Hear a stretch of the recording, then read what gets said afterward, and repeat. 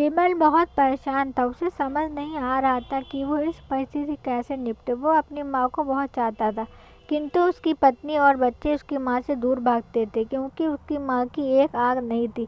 साथ ही उसकी कमर भी 90 अंश झुकी थी। वैसे वो अपना सारा काम खुद कर लेती थी, किंतु फिर भी वो उसकी पत्नी और बच्चों के लिए हमेशा खटकती थी।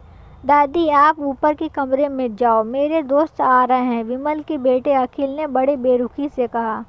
पर बेटा, मैं तो यहाँ बहुत दूर बैठी हूँ, विमल की माँ ने बहुत प्यार से कहा। नहीं, आप उनके सामने मत रहो, वो मुझे चिढ़ाते हैं, अखिल ने जोर से डांटते हुए कहा। क्या हुआ अखिल, क्यों चिल्ला रहे हो? विमल की पत्नी कामनी ने किचन से आवाज़ लगाई।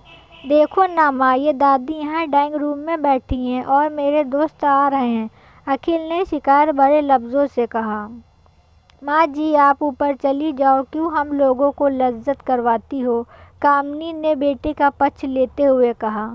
बेचारी सरस्वती चुपचाप जीने के सहारे ऊपर जाने लगी। कमर झुकी होने के कारण उसे ऊपर चढ़ने में बहुत परेशानी हो रही थी, किंतु वो पूरी ताकत लगा के ऊपर के एक अकेले कोने के कमरे में जाकर बैठ गई।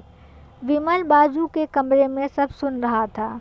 उसे कष्ट हो रहा था, उसकी माँ को अपमानित होना पड़ रहा है, किंतु वो असहाय था। अगर वो कुछ कहता है तो पत्नी और बच्चे उसका विरोध करते हैं। दूसरे तर्क भी सही लगते हैं, क्योंकि वो एक प्रशासनिक अधिकारी है, उसका सामाजिक स्तर बहुत ऊंचा है, उसकी ससुराल भी एक उच्च घराने में थी, अतः वह चुपचाप इस तरह हर दिन अपनी माँ को अपमानित होते हुए देखता रहता है।